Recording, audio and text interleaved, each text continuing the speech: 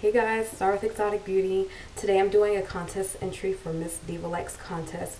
It's the Bold and Beautiful hair and celebrity hair inspired and lip syncing contest. And I'm imitating the beautiful Dita Von Teese. I love her so much. She is absolutely gorgeous, and I love the fact that she's really into the 50s looks and fashion, and that's who I've decided to pick. So if you want to watch more, please stay tuned. Hey guys, I'm back. Okay, first I'd like to start out with a really good moisturizer. I like the Night of Olay Firming Cream. It's a night cream, but it works really well with my skin because it tends to be extremely dry. So I like that the best. So after I'm done rubbing everything in, I use the MAC Studio Finish Concealer with the 194 brush. And I basically just apply the concealer with the brush and then blend it in with my fingers because it gives way more coverage.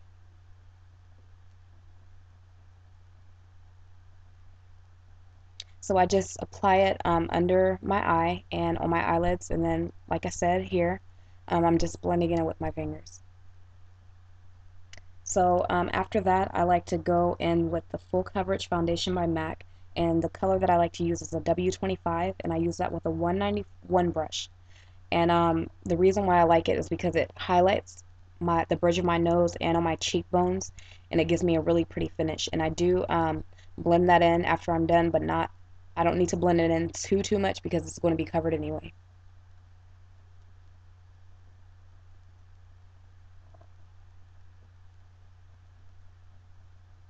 So after that, I use an e.l.f. brush. It's called a powder brush. It's a flat top, and there's no number on it or anything. But it's a really good brush for blending in liquid foundation. And I also use a 188 brush, and I'm using Studio Sculpt and the Mineralized Satin Finish by MAC, and they're both in an NC44. And the reason why I'm putting them both together is because the satin finish tends to be really shimmery, and Dita Von Teese has more of a matte look. Now I know I'm nowhere near Ivory, but I want to get everything as close as possible to her. So I'm blending those two together to eliminate as much as the shimmer as I can, even though I love the satin finish. So I go in with the 188 brush and kind of stipple it on my face, and then I go behind that with the e.l.f. powder brush with the flat top and blend it in. It works so good, you guys. Really have to try it.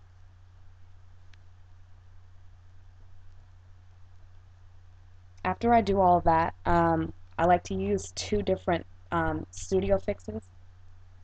One is the NC45, and the other one is NC43.5, which I'm putting on right now.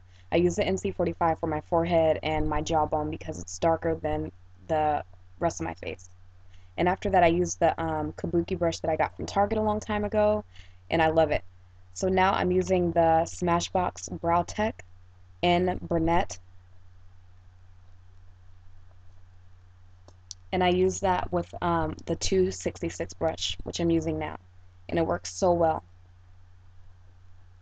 After I go in with the eyebrow tech, I like to use MAC Velvetone.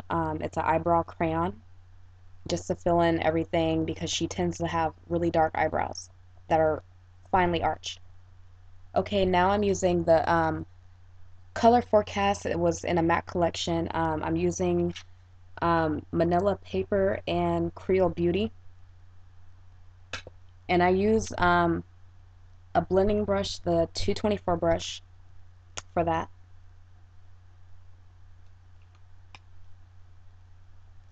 Now I'm adding Black Trek. It's a fluid line eyeliner by MAC.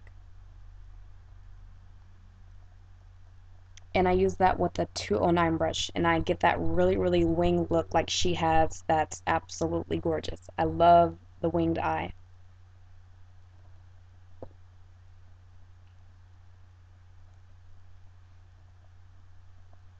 So now I'm adding a white eyeliner. I got it from Walmart, I think, for 99¢. It's by Wet n Wild. Just any white liner would do on your tier, whatever that thing's called. Now I'm going in with Russian Red. It's from the Wonder Woman collection. I absolutely love it. And now I'm using the 169 brush by MAC, and I'm using Nuance for the powder. Now I'm going behind that with NARS Albatross, and it's a really, really good highlighter, and I'm using the 165 brush, and I just do that on my cheekbones and down the bridge of my nose.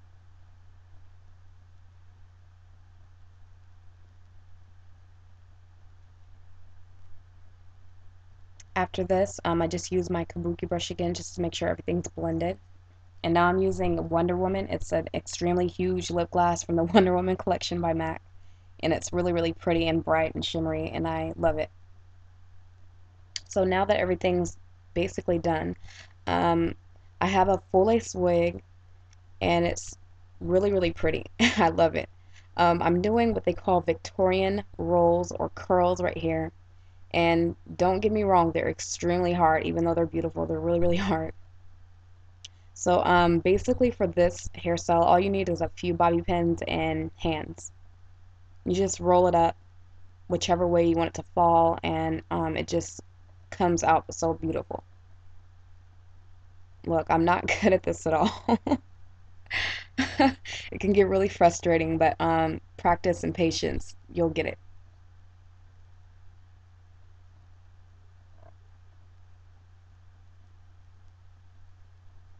So I just basically do three large Victorian rolls all around my head to get that look. She really is into the retro hairstyle, pin curls and Victorian rolls and all that stuff. So this was one of the looks that I decided to go for.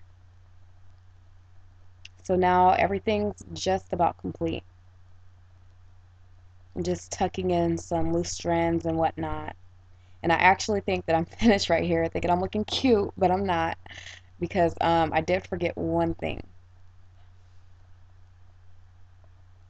It's the mole or beauty mark, as my grandma likes to call it. That is a signature for her that she always puts on the side of her cheekbone, and I love it. So that's about it, and please stay tuned for pictures, and I hope you enjoyed. Bye.